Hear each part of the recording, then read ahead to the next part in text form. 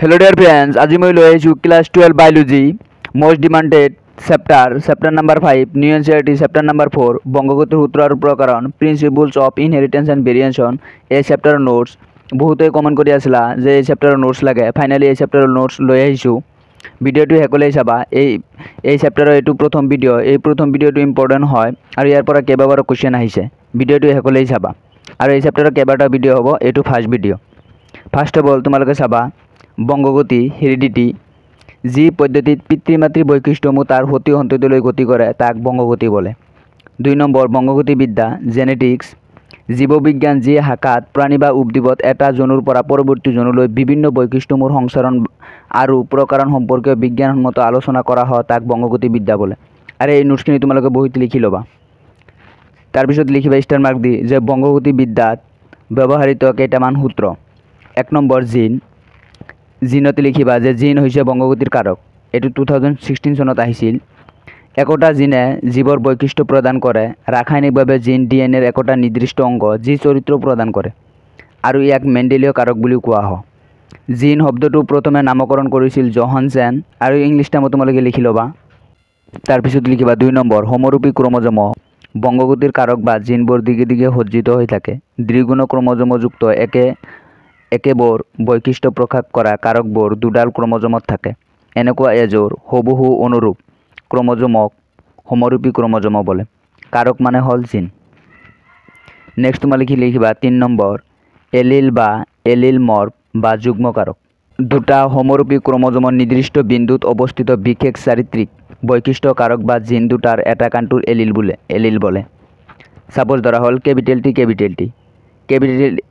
T এইটোৰ allele বুলি কোৱা হ'ব আকৌ এইটোৰ এলিল বুলি কোৱা হ'ব আৰু এটা ধৰা হল যে কেপিটেল টি স্মল টি এইটো এটা এলিলৰ উদাহৰণ এনেকুৱা ধৰণৰ ইয়ক এলিল বুলি কোৱা হ'ব ইয়াত তুমি এ নিদি বেলেগ দিব পাৰা যে কেপিটেল এক্স কেপিটেল ওয়াই এনেকুৱা দিব পাৰা লাষ্টত তোমালোকে এই চিত্ৰটো বুজাই দি আছো তাৰ আগত তোমালোকে এইটো লিখি ল'বা জিনবোৰ বংগগতিৰ একক হিচাপে জনা যায় এইটো মানে পিছৰ পৃষ্ঠাত বুজাই দি আছো 4 নম্বৰ লিখিবা ক্ৰছ একে প্ৰজাতিৰ দুটা পৃথক বৈশিষ্ট্য জীৱৰ মাজত কৃত্ৰিম প্ৰক্ৰিয়াৰ সংগম ঘটাই বৰ্ণ সংকৰণ উৎপন্ন কৰা বুজা 5 নম্বৰ সংকৰ হাইব্ৰিড দুটা বেলেগ অথবা বিশুদ্ধ চাৰিত্ৰিক বৈশিষ্ট্য থকা জীৱৰ মাজত সংগম ঘটাই পোৱা অপত্য জীৱক সংকৰ জীৱ বোলে সংকৰ প্ৰক্ৰিয়াৰ দ্বাৰা সৃষ্টি জীৱবোৰক হেটাৰ'চিছ বুলি কোৱা হয় এটো ইম্পৰ্টেন্ট এক মাৰ্কৰ কাৰণে আহিব পাৰে নেক্সট চাবা এক সংকৰণ পৰীক্ষা মনোহাইব্ৰিড ক্ৰছ ইয়াত লিখিবা একে প্ৰজাতিৰ মাত্ৰ এজৰ বিপৰীতধৰ্মী চৰিত্ৰৰ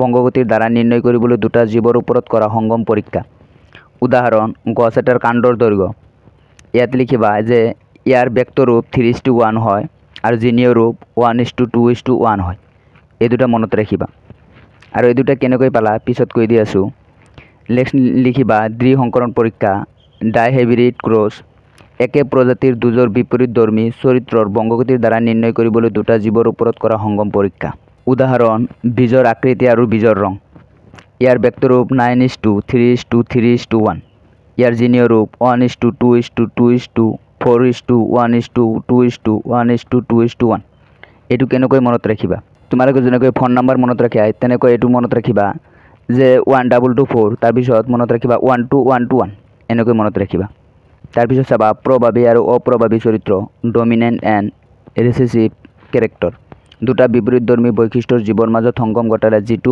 বৈশিষ্ট্য প্ৰকাশ পায় তাক প্ৰভাৱী আৰু যিটো চৰিত্ৰ প্ৰকাশ নাপায় তাক অপ্ৰভাৱী চৰিত্ৰ বোলে উদাহৰণ চাবা এইটো মনত ৰাখিবা যে কেপিটেল টি স্মল টি এত কেপিটেল টি কি হ'ব প্ৰভাৱী আৰু স্মল টি কি হ'ব অপ্ৰভাৱী সাপোজ কেপিটেল এ স্মল এ দিয়া থাকিল কেপিটেল এ কি হ'ব প্ৰভাৱী আৰু স্মল এ কি অপ্ৰভাৱী মানে প্ৰভাৱ কৰিব নোৱাৰে স্মল এটো ওখ আৰু চাপৰ কাণ্ডযুক্ত একে প্ৰজাতিৰ দুজোপা উদ্ভিদৰ সংগম ঘটালে প্ৰথম অপত্য বংগৰ উদ্ভিদ কেৱল ওখ হ'ব কাৰণ ওখ হোৱা বৈশিষ্ট্য প্ৰভাৱী আৰু চাপৰ হোৱা বৈশিষ্ট্য অপ্ৰভাৱী নেক্সট তোমালোকে চাবা 9 নম্বৰ সমযুগ্মী যিবোৰ জিনত একে ধৰণৰ এলিল থাকে তাক সমযুগ্মী বোলে উদাহৰণ কেপিটেল টি মানে একে ধৰণৰ থাকিব লাগিব স্মল টি কেপিটেল এ কেপিটেল ওয়াই কেপিটেল এক্স মানে সমযুগ্মী মানে একে ধৰণৰ থাকিব লাগিব নেক্সট চাবা বিষমযুগ্মী যিবোৰ জিনত বেলেগ বেলেগ ধৰণৰ এলিল থাকে তাক বিষমযুগ্মী বোলে উদাহৰণ কেপিটেল টি স্মল টি ইয়াত বেলেগ বেলেগ থাকিব capital a small A capital Y আৰু সমযুগ্মী আৰু বিষমযুগ্মী ইয়াৰ মাজত পাৰ্থক্য আহিব পাৰে, এই দুটা ভালকৈ চাবা। নেক্সট চাবা এইটো কুৱেশ্যন এক্সাৰচাইজৰ 1 নম্বৰ কুৱেশ্যনৰ এনচাৰ হয় যে মেণ্ডেলে মটৰ মাহ গছৰ পৰীক্ষা সাপেক্ষে লোৱা কাৰকসমূহ কি কি আছিল, যে বা সুবিধাসমূহ কি আছিল, যে মেণ্ডেলে যে মটৰ মাহ গছ লৈছিল ইয়াৰ কাৰণসমূহ কি কি আছিল। 1 নম্বৰ আছিল যে মটৰ মাহ সহজে খেতি কৰিব পাৰি। 2 নম্বৰ মটৰ মাহৰ জীৱনকাল অতি চুটি, সেয়ে কম সময়ৰ ভিতৰতে এজোপা গছৰ ভালদৰে অধ্যয়ন কৰিব পাৰি। 3 পৰা 4 মাহত মটৰ মাহ গছ হৈ যায়। ৰোমান 3 যে মটৰ মাহৰ গছৰ কিছুমান স্পষ্ট বিপৰীত ধৰ্মৰ চৰিত্ৰ থাকে, সেয়ে একোটা প্ৰজাতি বহুকেইটা চৰিত্ৰ অধ্যয়ন কৰিব পাৰি। আৰু 4 নম্বৰত লিখিবা ফুলবিলাক উভয়লিংগী হোৱা হেতুকে স্বপৰাগণত বাধা নহয়। নেক্সট এইটো টপিক ভেৰি ইম্পৰ্টেণ্ট যে মেণ্ডেলৰ সূত্ৰসমূহ, মেণ্ডেল লছ। ইয়াৰ পৰা 2016, 13 আৰু 19 ইয়াৰ পৰা কুৱেশ্যন আহিছিল যে 5 মাৰ্কৰ 3টা সূত্ৰ আছে, 3টা সূত্ৰ লিখিব লাগে, নহ'লে এটা সূত্ৰ আহিলে 3 মাৰ্কৰ দিয়া থাকিব, যে স্বতন্ত্ৰ বিন্যাসৰ সূত্ৰটো লিখা। এইটো টপিক ইম্পৰ্টেণ্ট হয়। ইয়াৰ 1 নম্বৰ সূত্ৰ হ'ল যে প্ৰবলতাৰ সূত্ৰ। ইয়াত লিখিবা যে এটা সমযুগ্মী একে সংকৰ পৰীক্ষাত F1 প্ৰজন্ম গোটেইবোৰ অপত্য পুৰুষে প্ৰভাৱী চৰিত্ৰ প্ৰকাশ কৰে আৰু অপ্ৰভাৱী চৰিত্ৰটো লুপ্ত অৱস্থাত থাকে। তাৰপিছত লিখিবা F1 প্ৰজন্মক স্বপৰাগযোগ ঘটালে F2 প্ৰজন্মত কিছুমান গছে অপ্ৰভাৱী চৰিত্ৰটো দেখুওৱা। চাপৰটো দেখুওৱা মেণ্ডেলৰ এক সংকৰ পৰীক্ষাত ব্যক্তিৰূপে অনুপাত হ'ল 3:1 আৰু জিনীয় ৰূপ 1:2:1। এতিয়া এইখিনি বুজি লোৱা যে ফাৰ্ষ্টত পিতৃপুৰুষ মানে ওখ গছ থকা মানে কেপিটেল টি মানে ওখ বুজা, আৰু স্মল টি মানে চাপৰ বুজা। এই কেপিটেল টিৰ ডাবল টিৰ পৰা এটা টি আহিব আৰু ইয়াৰ স্মল টিৰ পৰা এটা টি আহিব, দুটা টিৰ পৰা এটা টি আহিব। এই দুটা গেমেট কৰি জনন কোষ ওলাই, এটা হ'ব কেপিটেল টি আৰু স্মল টি, এইটো কোৱা হ'ব F1 জনু। নেক্সট হ'ল যে F1 জনুক স্বপৰাগযোগ ঘটায় মানে কেপিটেল টি স্মল টি, এইটো নিজৰ মাজত মানে স্বপৰাগযোগ ঘটায়, capital T small tea, capital T small tea. এতিয়া গেমেট ওলোৱা হ'ব। ইয়াত লক্ষ্য কৰিবা ফাৰ্ষ্ট অফ অল ইয়াৰ পৰা আহিল কেপিটেল টি, ইয়াৰ পৰা আহিল কেপিটেল টি। নেক্সট হ'ল ইয়াৰ পৰা কেপিটেল টি আহিব, ইয়াৰ পৰা কি হ'ব small tea, capital T small tea. তাৰপিছত ইয়াৰ পৰা আহিব স্মল টি, ইয়াৰ পৰা আহিব capital T, small tea capital T. Next হ'ব ইয়াৰ পৰা স্মল টি, ইয়াৰ পৰা আহিব কি স্মল টি। তোমালোকে চাবা যে এইটো হ'ব ওখ মানে কেপিটেল টি। নেক্সট হ'ল কেপিটেল টি স্মল টি, এইটো হ'ব ওখ মানে স্মল টিটো অপ্ৰভাৱী মানে ইয়াত প্ৰভাৱ বিস্তাৰ কৰিব নোৱাৰে, তেনেকুৱা ধৰণে এইটো হ'ব ওখ আৰু এইটো স্মল টি এইটো হ'ব চাপৰ। আৰু ইয়াৰ চাবা 3টা ওখ হ'ব আৰু এটা হ'ব মানে চাপৰ, সেইকাৰণে ইয়াৰ ব্যক্তিৰূপে অনুপাত 3:1। আৰু যদি জিনীয় অনুৰূপ চাওঁ মানে একে মানে কেপিটেল টি এটাই আছে, এনেকুৱা ধৰণৰ আৰু নাই। নেক্সট চাবা যে capital T small tea capital T এই দুটা মানে একে, সেইজনে দুটা আৰু এইটো একে বেলেগ ধৰণৰ, সেইকাৰণে জিনীয় ৰূপ 1:2:1। তাৰপিছত চাবা এইটো যে 1 মাৰ্কৰ কুৱেশ্যন আহিব পাৰে পুনৰ্চতুষ্কোণ। এইটো বুজি লোৱা যে ফাৰ্ষ্টত তোমালোকে এনেকুৱা ধৰণৰ গড় বনাই ল'বা, 4টা গড় থাকিব, ইয়াত কেপিটেল টি ইয়াত দিবা, তাৰপিছত ইয়াত স্মল টি এনেকুৱা ধৰণৰ দিবা। তাৰপিছত লিখিবা ইয়াৰ পৰা আহিব কেপিটেল টি, ইয়াৰ পৰা আহিব স্মল টি, এইটো হ'ব কেপিটেল টি স্মল টি। ইয়াৰ পৰা আহিব কেপিটেল টি, ইয়াৰ পৰা আহিব small tea, capital T small tea, তেনেকুৱা ধৰণৰ গোটেইকেইটা কি হ'ব কেপিটেল টি স্মল টি। এইটো তোমালোকে আঁকি ল'বা। মেণ্ডেলৰ 2 নম্বৰ সূত্ৰটো চাবা, মেণ্ডেলৰ পৃথকীকৰণৰ সূত্ৰ। এলিলবোৰ মিশ্ৰণ নহয় আৰু F2 প্ৰজন্মত অপ্ৰভাৱী এলিলবোৰ পুনৰুদ্ধাৰ হয়। জনন কোষ গঠনৰ সময়ত প্ৰত্যেকটো এলিল এটা আনটোৰ পৰা পৃথক হৈ যায়, যাতে জনন কোষ দুটা এলিলৰ এটা এলিলে যাব পাৰে। যেহেতু এলিলবোৰ পৃথক হয়, সেয়ে F2 প্ৰজন্মক কিছুমান অপত্য পুৰুষে অপ্ৰভাৱী চৰিত্ৰটো প্ৰকাশ কৰে। 3 নম্বৰ ইয়াত কোনো মানে এই এক্সপ্ৰেশ্যন নাই। 3 নম্বৰ চাবা স্বতন্ত্ৰ বিন্যাসৰ সূত্ৰ দ্বি সংকৰ পৰীক্ষা এনেকুৱা ধৰণৰ আহিব পাৰে, আৰু ইয়াৰ পৰা 3 মাৰ্কৰ কুৱেশ্যন আহে। এইটো দিলে 3 মাৰ্ক দিব, আৰু যদি 3টা দিয়ে 5 মাৰ্কৰ কুৱেশ্যন দিয়া দেখিব। যে স্বতন্ত্ৰ বিন্যাসৰ সূত্ৰ ইয়াত কিছুমান লিখি ল'ব লাগিব। মেণ্ডেলৰ স্বতন্ত্ৰ বিন্যাসৰ সূত্ৰত এইখিনি লিখিবা, যেতিয়া জীৱৰ দুজোৰ বা তাতোধিক বিপৰীতধৰ্মী চৰিত্ৰৰ মাজত সংকৰণ ঘটোৱা হয়, প্ৰথম অপত্য জনুত সেই চৰিত্ৰবোৰ একত্ৰিত হৈ থাকিলেও পৰৱৰ্তী জনুত প্ৰত্যেকযোৰ কোষেই জুৰীয়া কাৰকৰ পৰা স্বাধীনভাৱে পৃথক হৈ যায়, আৰু পৰৱৰ্তী জনুত এই চৰিত্ৰবোৰ স্বাধীনভাৱে বেলেগ চৰিত্ৰৰ লগত যুক্ত হ'ব পাৰে। এয়ে হ'ল মেণ্ডেলৰ স্বতন্ত্ৰ বিন্যাসৰ সূত্ৰ। ইয়ালৈকে লিখিবা, তাৰপিছত এক্সপ্ৰেশ্যনখিনি লিখিবা। ইয়াত যিখিনি দেখুৱাই দিলোঁ সেইখিনি ফাৰ্ষ্টত লিখি ল'বা, তাৰপিছত লিখিবা ঘূৰণীয়া মানে হ'ল কেপিটেল, হালধীয়া কেপিটেল Y, এই দুটা কি প্ৰভাৱী চৰিত্ৰ। আৰু নেক্সট হ'ল হথৰা স্মল r, সেউজীয়া স্মল y, এই দুটা হ'ল অপ্ৰভাৱী। পিতৃপুৰুষ ল'বা যে কেপিটেল R, কেপিটেল Y মানে ঘূৰণীয়া আৰু হালধীয়া লোৱা হ'ল মানে প্ৰভাৱী, আৰু হঠৰ আৰু সেউজীয়া স্মল ৱাই হঠৰ আৰু সেউজীয়া লোৱা হ'ল অপ্ৰভাৱী। এতিয়া ইয়াৰ মাজত জনন কোষ মানে গেমেটো লোৱা হ'ব জনন কোষ, যে ইয়াৰ পৰা এই দুটাৰ পৰা কেপিটেল আৰ এটা আহিব আৰু এই দুটাৰ পৰা এটা কেপিটেল ৱাই আহিব আৰু এই দুটাৰ পৰা এটা স্মল আৰ আহিব, এই দুটাৰ পৰা এটা স্মল ৱাই আহিব, মানে দুটাৰ পৰা এটা এটা আহিল। তাৰপিছত F1 জনো, ইয়াত তোমালোকে ফাৰ্ষ্টৰ নিচিনা নকৰিবা, ইয়াৰ পৰা কেপিটেল আৰ আহিব আৰু ইয়াৰ পৰা স্মল আৰ আহিব, ইয়াৰ পৰা কেপিটেল ৱাই আহিব, ইয়াৰ পৰা স্মল ৱাই আহিব। এইটো মনত ৰাখিবা যে স্বতন্ত্ৰ বিন্যাসৰ সূত্ৰত, যে ইয়াৰ পৰা এটা আহিব, ইয়াৰ পৰা এটা আহিব, ইয়াৰ পৰা এটা আহিব, ইয়াৰ পৰা এটা আহিব, দুটা, যে ঘূৰণীয়া আৰু হালধীয়া অনলি হ'ব। এইটো হ'ব ঘূৰণীয়া আৰু এইটো হ'ব হালধীয়া। ইয়াৰ মানে স্মল আৰটো মানে অপ্ৰভাৱী চৰিত্ৰ হিচাপে কাম কৰে। এতিয়া চাবা F1 জনক স্বপৰাগ যোগ ঘটায়, মানে এইটো আৰু এইটোৰ মাজত স্বপৰাগ যোগ ঘটাব লাগে।